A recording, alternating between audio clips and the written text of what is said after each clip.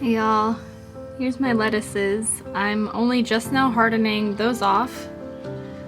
And then we have my kohlrabies here. These are red cabbage. Look how few germinated. I'm going to pull the ones that did germinate and I'm going to leave the others here and keep watering them. Maybe these seeds just needed longer to germinate or warmer temperatures. And here are my green cabbage. I thought I was just seeding or transplanting my kohlrabies, but I was looking at my seed time account and I have all of these, plus I have direct seeds to sow. So I have a lot of work to do and I'm gonna go get to it. Hey y'all, welcome back and welcome to those who are new. In the description of this video, you'll find the free software Seed Time I mentioned. Today we're planting in the garden and tomorrow we're expecting our 50 chicks to arrive by mail. If you'd like to see them, you can keep an eye out on our Instagram account, Basco Family Farm.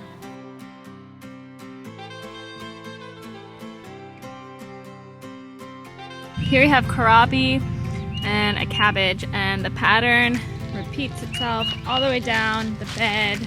So right here's all kohlrabi, right there's all kohlrabi, this side's kohlrabi and cabbage, and that side is, I believe, cabbage and kohlrabi. And then over here it's cabbage and kohlrabi. Now cabbages were supposed to be also in this bed here and this one, but not enough of the seeds germinated of the red cabbages, and then all these plants had to survive peach, who was attacking my plants. So what we do have over here, we have onions. There's about 100 right here of onions, and these are yellow onions. And then on this side, my mother-in-law helped me plant these. They're a little close together, so we'll see how that does, but these are red onions here, and where you see this stick, then it switches over to white onions.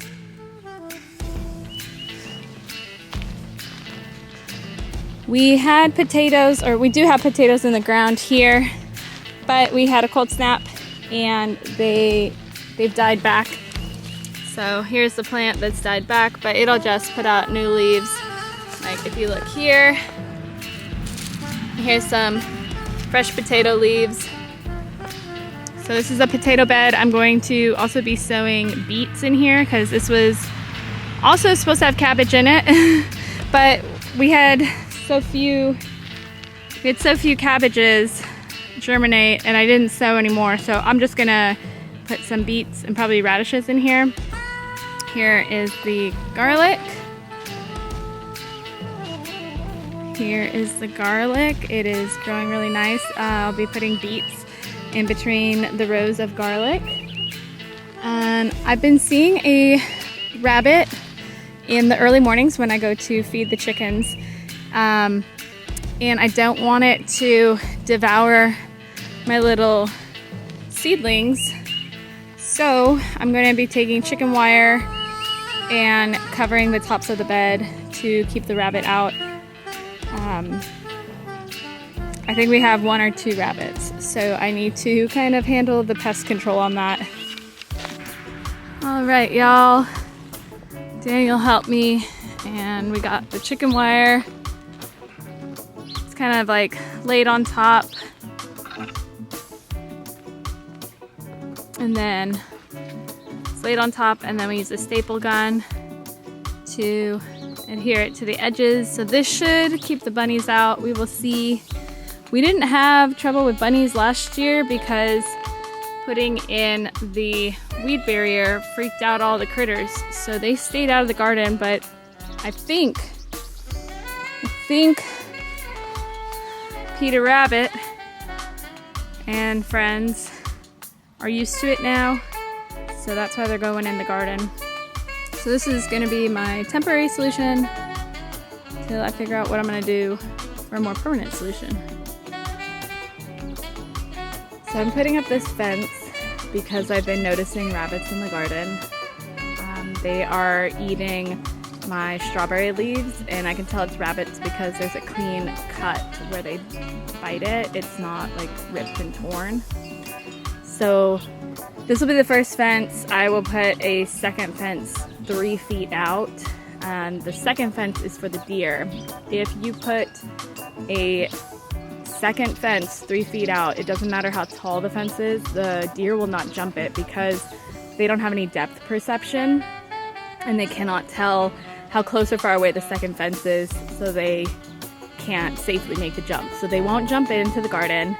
But my most immediate issue is the rabbits. So this netting my mother-in-law gave us when we moved here, and it's just been sitting in the shed. So using what we have, I bought these T-posts. They're just 5-foot T-posts, not nearly as heavy duty as the ones I use in the garden for the arches.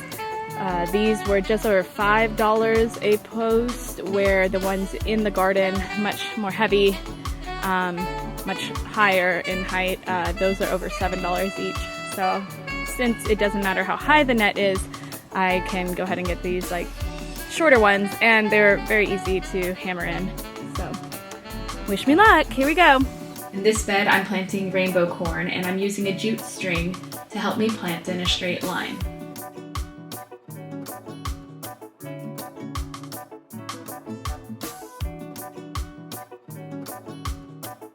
Over here I'm planting peas. In one bed I have green peas, in the other I have some purple peas.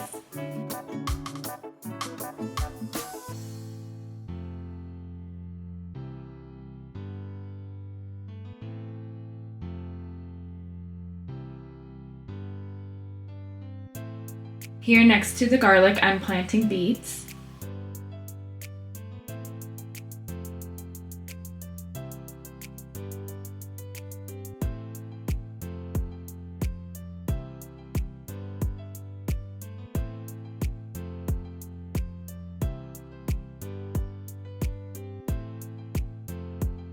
And over here, by my lavender and sage plant from last year, I'm planting some carrots. Thank y'all for watching, liking, and supporting. We appreciate everyone who joins us in the journey. Have a wonderful day.